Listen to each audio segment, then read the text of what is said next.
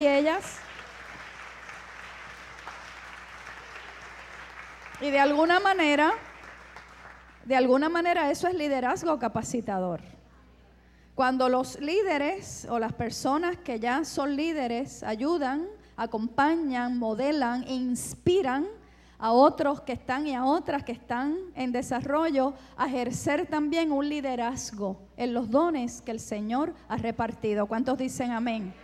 Y hablando de eso, pues también en esta mañana Dios nos da otros regalos. Hace como mes y medio sentí la inspiración de acercarme a José Magdiel y a Banerim para pedirle que en el día de hoy, en el día de hoy pudieran tener un sermón. Quizá me pude haber acercado a uno de los dos, pero sentí que los dos lo podían hacer. Lo podían hacer por su liderazgo, lo podían hacer porque por muchos años en el programa radial Palabras de Vida Eterna, nuestra juventud moderó de alguna manera ese programa radial en diálogo a través de las Sagradas Escrituras, y lo pueden hacer por su entrega al Señor y también por su preparación bíblica, por su preparación teológica y por el amor que sienten por Dios y por esta iglesia. Así es que ellos respondieron obviamente en la afirmativa, como vemos en esta mañana. Así es que vamos a escuchar, a seguir escuchando, porque ya desde muy temprano estamos escuchando lo que el Señor quiere decir a nuestros corazones en esta hora. Así es que José Magdiel y Banerim son los que proclaman esta palabra. Uno estará allá y el otro, la otra, estará acá. Buenos días. Comienzo diciendo que mi nombre procede de la creatividad de mi mamá. Así que por eso es complicado. Mami, ya, ahí hay una característica de mi mamá que la celebra. Así que felicidades, madre. Y felicidades a todas las madres también, ¿verdad? De mi parte, en especial a mi abuela que está por ahí, a mi mamá. Les quiero desear felicidades. ¿Comenzamos con la oración? Claro. Vamos a hacer una oración. Sí, Señor. Amantísimo Dios y Padre Celestial, venimos ante tu presencia en esta mañana, Señor, Gracias, porque Señor. primero que todo quiero darte gracias por todas las personas que han podido llegar hasta aquí, por todos los que hemos podido, ¿verdad, Señor?, de tomar la decisión esta mañana de venir a tu casa, al templo, y los que también, Señor, están escuchándote a través del internet, que nos están viendo. Te pedimos, Señor, que esta palabra que vamos a compartir, que tú pusiste en nuestros corazones, Señor, sea puntual y llegue a lo más profundo de los corazones de las personas que estamos aquí. Gracias, Señor, porque tuvo una transformación primero en nosotros, tuvo un impacto en nuestros corazones, y esto es lo que vamos a compartir con la congregación en esta mañana.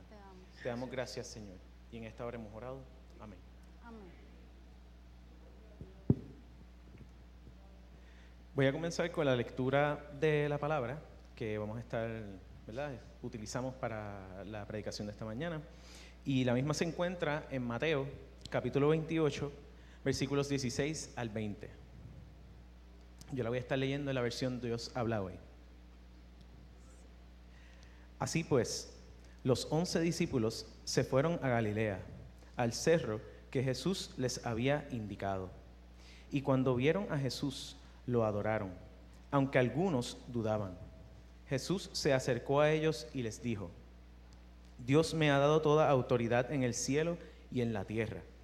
Vayan pues a las gentes de todas las naciones y háganlas mis discípulos. Bautícenlas en el nombre del Padre, del Hijo y del Espíritu Santo, y enséñenles a obedecer todo lo que les he mandado a ustedes. Por mi parte, yo estaré con ustedes todos los días hasta el fin del mundo. Amén. Amén. Vamos a comenzar con una actividad muy sencilla. Ustedes van a participar hoy. Magdiel, como buen discípulo, va a ir a 2 personas voluntarias que van a responder la siguiente pregunta: ¿Cuál es la razón de estar reunidos aquí cada domingo? Así que 2 personas voluntarias.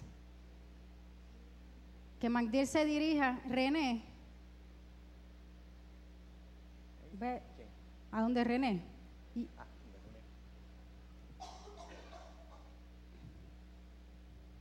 Te pusieron a caminar.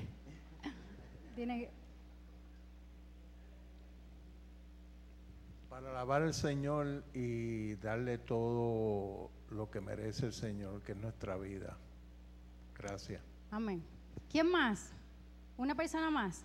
¿Cuál es la razón de estar reunidos aquí cada domingo? Un joven. Voy a tirar a los jóvenes aquí a que participen. A celebrar la victoria del Señor y a adorarle en espíritu y en verdad. Amén. Efectivamente, cada domingo estamos reunidos aquí porque celebramos que Jesús nació, llevó a cabo su ministerio y murió en la cruz por el perdón de los pecados de la humanidad, pero no se quedó en la muerte, sino que resucitó, y cada uno de estos eventos conforman el cumplimiento de la profecía del esperado Mesías. Pero no se queda solamente en esos momentos relacionados con Jesús. Jesús nos dio una encomienda, una gran comisión para continuar proclamando la buena nueva. La predicación de la pastora el pasado domingo, que se titulaba Las 5 características de la aparición del resucitado, concluyó con el envío, con la encomienda o el mandato de Jesús a sus discípulos. Nosotros queremos en esta mañana compartir lo que hemos llamado los 4 componentes de la gran comisión. Sepa usted que los 4 evangelios, Mateo, Marcos, Lucas y Juan, tienen en sus últimos capítulos una encomienda que Jesús comparte con los discípulos. Por ejemplo, Marcos 16 del 14 al 18, Lucas 24 del 36 al 49 y Juan 20 del 19 al 23 presentan que la gran comisión es anunciar la buena noticia, que esa noticia es Jesucristo y lo que hace en la vida de quien lo recibe.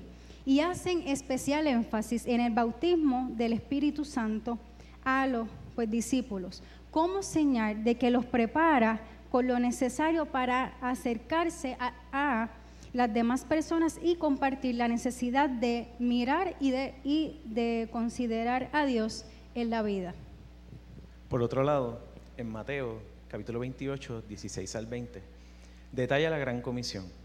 Hemos identificado 4 componentes que indican qué debemos hacer para cumplir con esa encomienda. Hacer discípulos, bautizarlos en el nombre del Padre, del Hijo y del Espíritu Santo, obedecer y, por último, presenta una promesa que Jesús estará con los discípulos hasta el fin del mundo. Reflexionemos con mayor profundidad en estos componentes, iniciando con háganlos mis discípulos. Un discípulo se define como una persona que aprende una doctrina o una ciencia bajo la dirección de un maestro. Los discípulos tuvieron la oportunidad de ser instruidos directamente por el gran maestro Jesús. Sin embargo, no todos íbamos a recibir esa enseñanza de la verdad de Dios directamente de Jesús. Es por esto, por lo que Jesús se encarga a los discípulos a hablar, testificar y proclamar lo que aprendieron de Él y junto a Él. ¿Y qué? Aprendieron, sencillo, que Dios Padre nos ama y quiere relacionarse con nosotros, que en Él está la esperanza cuando enfrentamos circunstancias complicadas, que hay posibilidad de que nuestras relaciones familiares y con las demás personas sean saludables. El llamado de Jesús a ser discípulos es un llamado universal, es un llamado inclusivo. Desde antes de la Gran Comisión, Jesús estaba actuando ya de una forma inclusiva. Algunos momentos los podemos encontrar en Mateo 4, del 23 al 25, cuando sanó a gente de varias ciudades que no necesariamente esas personas eran judías. En Mateo 15, del 21 al 28, también lo vemos cuando sanó a la hija de la mujer cananea. Es decir, nos convoca a dejarles saber a los pueblos de la tierra que la presencia activa de Dios en cada uno hace que el tránsito en la vida sea uno saludable y lleno de esperanza. Ahora bien, mientras preparaba mi parte de la predicación, vino el siguiente pensamiento. Antes de pensar en hacer discípulos, debemos pensar si nosotros estamos haciendo lo correcto o lo que supone ser un discípulo de Jesús. Porque antes de hacer discípulos, nosotros somos discípulos. Entonces, ¿qué caracteriza a un discípulo de Jesús? ¿Qué necesitamos comprender y hacer para hacer discípulos a los que creen y a los que no? Pues yo le tengo 4 puntos aquí. El primero es nuestro tiempo con Dios. Ya no hay un único lugar para relacionarse con el Señor. Todo momento y espacio es oportuno para exaltar su nombre, reconocer su poder y expresar nuestra gratitud por lo que ha realizado en nosotros. Cantar cánticos o traer a la memoria sus bendiciones. Ese tiempo es necesario para demostrarle al Señor que le amamos profundamente. Número 2, y esto era una de las cosas que el pastor Edgardo enfatizaba un montón: amarnos los unos a los otros. Una de las decisiones que en un comienzo suele ser complicada en la vida del cristiano es amar y demostrar a los hermanos en la fe y a las demás personas que le amamos. Por eso, entre nuestras prioridades como discípulos de Jesús está amarnos los unos a los otros. Ejemplo, y Jesús mismo lo dice en Juan 13, 34 al 35. Les doy este nuevo mandamiento, que se amen los unos a los otros, así como yo los amo a ustedes. Así deben amarse ustedes los unos a los otros. Si se aman los unos a los otros, todo el mundo se dará cuenta de que son discípulos míos. Más adelante, en la primera carta de Juan, capítulo 4, versículos del 20 al 21, encontramos lo siguiente: si alguno dice yo amo a Dios y al mismo tiempo odia a su hermano, es un mentiroso. Pues si uno no ama a su hermano a quien ve, tampoco puede amar a Dios a quien no ve. Jesucristo nos ha dado este mandamiento, que el que ama a Dios ame también a su hermano. Fíjese lo relevante de amar al prójimo, para que los que aún no creen y puedan estar escépticos a la verdad de poder amar aún a las personas que a uno no les simpatiza tanto, por medio de nuestro ejemplo logren entender que es posible amar. Número 3, el estudio de la palabra y las doctrinas de la fe. No podemos hablar de algo que no conocemos. Una vez creemos en Jesucristo, comienza un proceso de conocer y entender lo que creemos para ponerlo en práctica. Un ejemplo de esto lo podemos ver en el relato de Felipe y el eunuco. El eunuco tiene interés en comprender lo que estaba leyendo, y una vez le le responde a Felipe, ¿cómo voy a entenderlo si nadie me lo explica? Inicia un proceso de instrucción, de capacitación por parte de Felipe al eunuco. Hermanos y hermanas, para ser discípulos de Jesucristo, es nuestro deber, deber relacionarnos con la palabra, pues en ella está lo necesario para comprender y entender y practicar nuestra fe. Si hay dudas o cosas que no entendemos, este lugar al que llamamos iglesia es el apropiado para instruir desde sus múltiples ministerios. Por último, número 4, practicar lo que creemos. Y aquí es donde a veces se nos hace complicado el asunto. Joshua Harris, pastor estadounidense, dice que la iglesia es lo que hace que el invisible, que es Dios, sea hecho visible. Somos lo visible de Dios, somos los representantes de Él aquí en el mundo. Como creyentes debemos tratar de vivir la verdad que tenemos. Nunca será suficiente el solo hecho de congregarnos todos los domingos. Nuestra misión continúa con nuestra familia, con nuestras amistades, con los compañeros del trabajo y con nuestro país. Mientras continuamos compartiendo los componentes, medite en lo siguiente. ¿Qué entiende usted que necesita mejorar como discípulo? ¿Será tener más tiempo con Dios? ¿Será amar a los hermanos en la fe y a los que no son los hermanos de la fe? ¿Dedicarse a entender lo que cree? ¿O poner en práctica la verdad que conoce? Una vez seamos discípulos, seremos capaces de cumplir con ese primer componente de hacer discípulos. El segundo de estos 4 componentes es bautícenlas en el nombre del Padre, del Hijo y del Espíritu Santo. El Señor, como parte de la Gran Comisión, nos da el mandato de bautizar a todo el que cree, sin importar su apariencia, raza, sexo o nacionalidad. Particularmente la palabra bautícenlas, que es utilizada en este versículo, cuando se traduce al griego se convierte en la palabra baptizo, la cual significa limpiar o hacer limpio a alguien con agua. Hermanos, el bautismo cristiano, como lo conocemos y posiblemente recordamos de que se llevó, ¿verdad?, a cabo hace unos domingos en nuestra iglesia, es lo que se conoce en muchas ocasiones como un rito de inmersión en agua, porque hay otros que no necesariamente son de inmersión.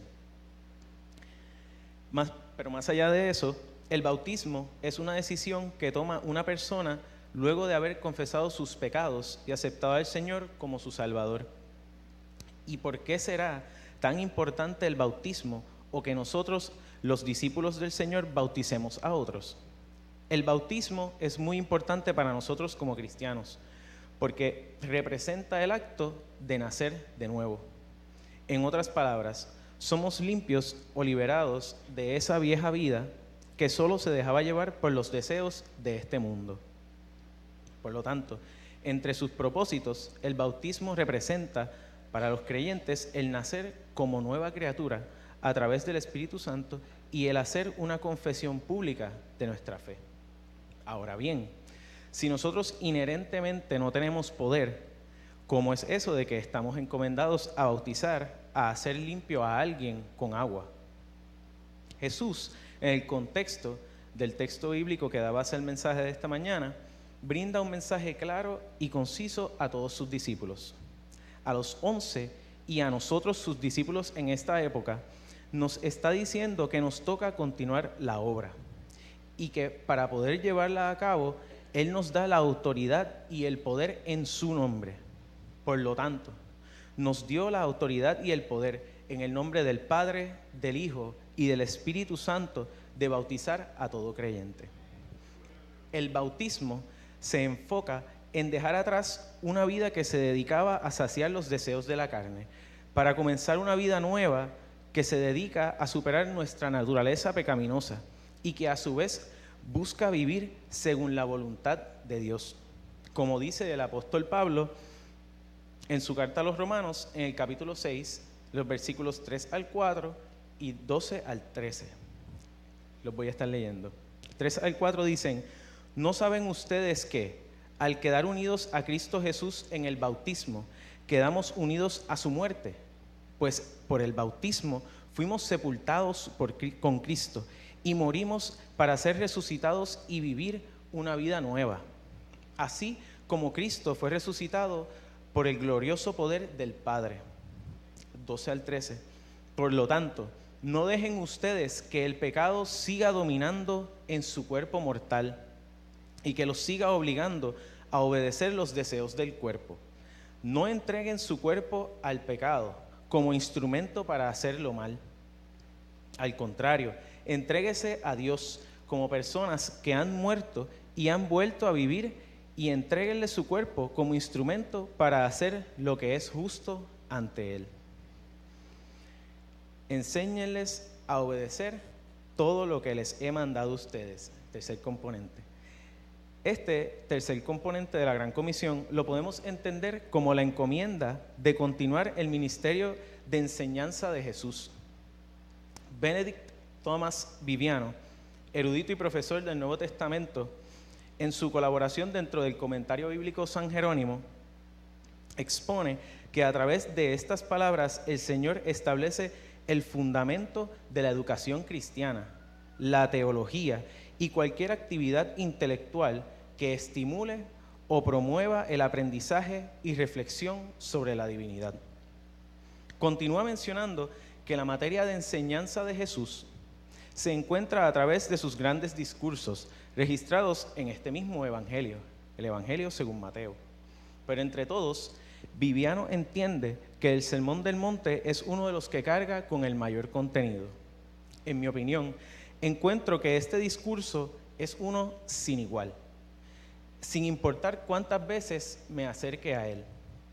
Primordialmente porque es en el Sermón del Monte donde Jesús le ofrece al pueblo una nueva, magistral y refrescante interpretación del Antiguo Testamento, haciendo una muy importante salvedad sobre la ley, que podemos ver en el capítulo 5, versículos 17 al 19. Y pues dentro de mi preparación para compartir este mensaje, entendí que estos versículos son una base esencial para entender este tercer componente de la Gran Comisión, como otros que voy a estar compartiendo con ustedes. Por favor, escuchen mientras leo en la versión Dios habla hoy. No crean ustedes que yo he venido a suprimir la ley o los profetas.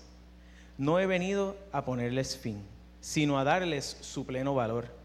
Pues les aseguro que mientras existan el cielo y la tierra, no se le quitará a la ley ni un punto ni una letra, hasta que todo llegue a su cumplimiento. Por eso, el que no obedece uno de estos mandatos de la ley, aunque sea el más pequeño, ni enseña a la gente a obedecerlo, será considerado el más pequeño en el reino de los cielos. Pero el que los obedece y enseña a otros a hacer lo mismo, será considerado grande en el reino de los cielos.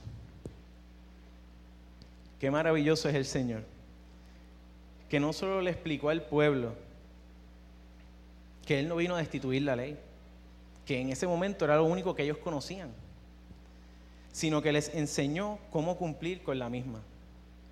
Podemos encontrar esta enseñanza un poco antes, en el capítulo 22, los versículos 37 al 40, donde Jesús habla con un fariseo y le responde: ama al Señor tu Dios con todo tu corazón, con toda tu alma y con toda tu mente. Este es el más importante y primero de los mandamientos. Pero hay un segundo parecido a este: ama a tu prójimo como a ti mismo. En estos dos mandamientos se basa toda la ley y los profetas. Pero con todo, y la ley resumida, el pueblo no pudo cumplir con ella, como nosotros mismos tampoco pudiésemos haberlo hecho. Pero no perdamos la esperanza, porque cabe destacar que con el cumplimiento del sacrificio de Jesús en la cruz y su resurrección, ahora vivimos por la gracia de Dios, y por la misma somos salvos.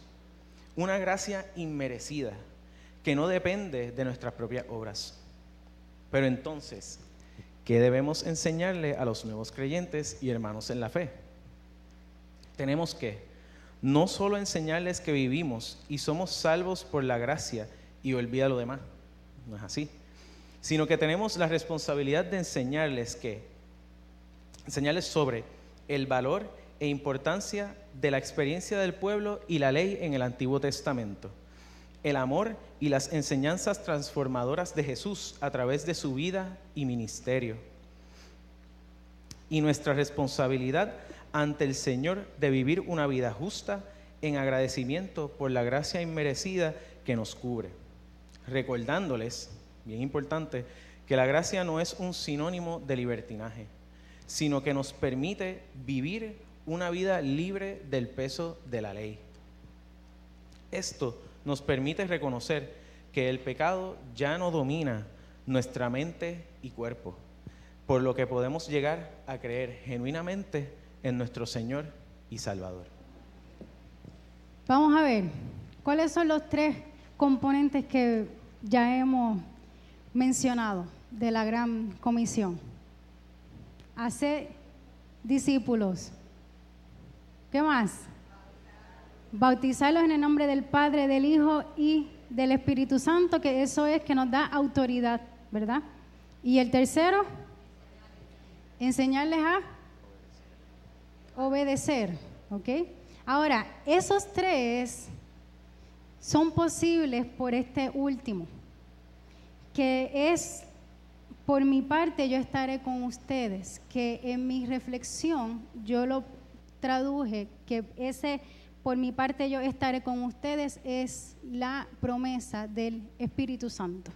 Porque sin el Espíritu Santo no podemos hacer nada, ¿ok? Y dice así, culminando. Joshua Harris, que les mencioné anteriormente, un pastor estadounidense, en su libro Cava más hondo, el descubrimiento de lo que creo y por qué importa, comenta lo siguiente: considerar con seriedad y atención al Espíritu Santo es querer ser un fiel discípulo de Jesucristo y estudioso de la palabra de Dios. Este último componente de la gran comisión, contrario a los anteriores, al leerlo, es más una promesa que una encomienda. No pretendo agotar la riqueza de la persona del Espíritu Santo hoy, porque es muy hermoso y a la vez complejo. Solo quiero compartir con ustedes la lógica de las últimas palabras de Jesús con relación a la gran comisión. Lo que he considerado como una promesa, por mi parte, yo estaré con ustedes hasta el fin del mundo, prueba que Dios está siempre presente en la nueva realidad de los discípulos y en el desarrollo de la iglesia cristiana, pues en el mundo. Esa promesa se hace real en la persona del Espíritu Santo. Ahora bien, mientras meditaba en este componente, consideré algunas preguntas para comprender aún más la persona del Espíritu Santo. Y estas preguntas son: ¿quién es? ¿Qué hace? ¿Por qué necesitamos al Espíritu Santo? ¿Y qué importancia tiene en la gran comisión y en el cumplimiento de nuestra responsabilidad como cristianos? En primer lugar, ¿quién es? El Espíritu Santo es Dios. Es una persona de la Trinidad, como lo es el Padre y el Hijo. Es un espíritu y es una persona. Espíritu porque no tiene un cuerpo material, físico, lo cual es maravilloso porque está con nosotros y en nosotros. Es una persona porque hace cosas de personas. Por ejemplo, habla, eso lo podemos ver en Hechos 13:2. Se entristece, Efesios 4:30, y es un él y no es una fuerza, Juan 14:17. ¿Qué hace? El Espíritu Santo da un nuevo corazón espiritual, dirigiéndonos a asemejarnos a Jesús. Tito 3:5. Una vez nosotros escuchamos y decidimos creer en Jesucristo y su obra de reconciliación entre Dios y la humanidad, el Espíritu Santo habita en nosotros e inicia una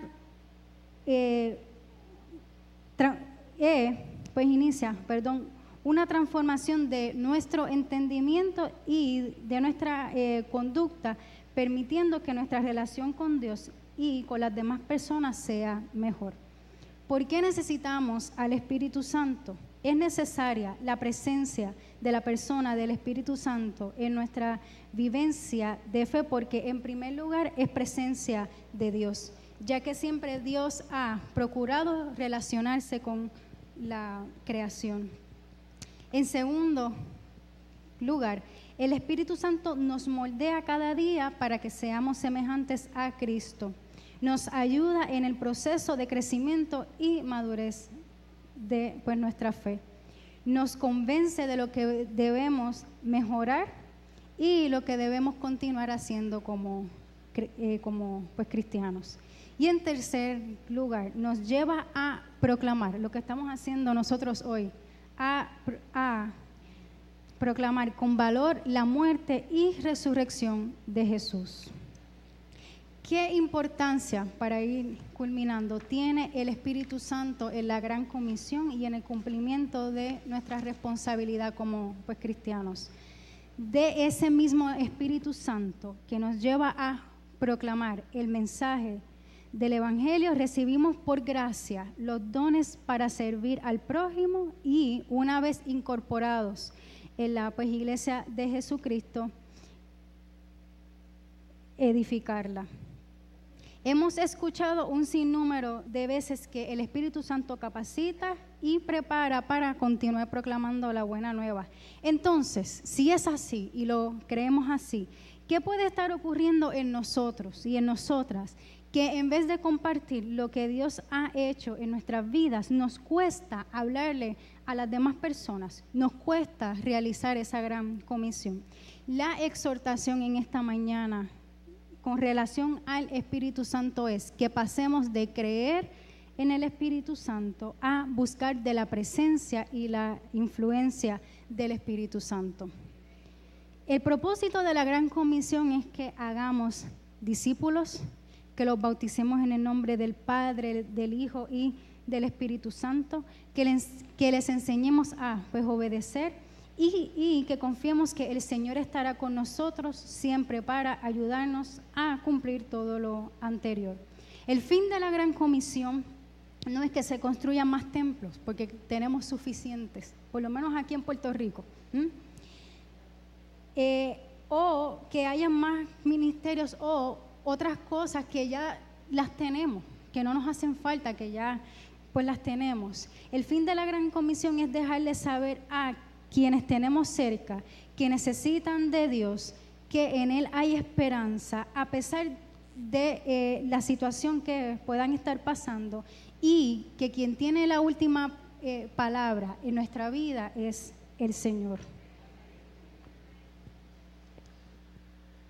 Cuando culminamos la preparación para la predicación, pues nos preguntamos, que fue bastante claro, nos preguntamos qué era lo que el Señor estaba queriendo decir. Y el llamado pues en esta mañana es que si estás consciente de lo que tienes que hacer como discípulo del Señor, pero no lo estás haciendo, pues te invitamos a que te acerques al altar y vengas a renovar con el Señor su encomienda. Algunas veces sentimos que no somos suficientes o que no tenemos la capacidad de hacerlo, o que tenemos limitaciones, sean físicas, mentales, emocionales, pero todo lo que nosotros hemos experimentado, lo que hemos vivido, es de bendición y va a ser de bendición para las personas que nos van a escuchar. Así que la segunda parte de este llamado es que si sientes que tienes algún impedimento, algún complejo o algo que te limita de llevar a cabo esta gran comisión, te acerques al altar y le pidas al Señor que te ayude a utilizar eso que vives, eso que has tenido o que no has podido superar, y que sea de bendición para las demás personas. Y como siempre es importante, ¿verdad? Si las palabras que hemos compartido con ustedes esta mañana, hay una persona que no escuchamos que hubiesen visitas, pero si hay una persona que siente en su corazón una inquietud de que quiere unirse al cuerpo de los discípulos del Señor para colaborar en esta gran encomienda y quiere confesar sus pecados ante el Señor en esta mañana para recibir el perdón y sentirse libre finalmente, puede pasar también al altar.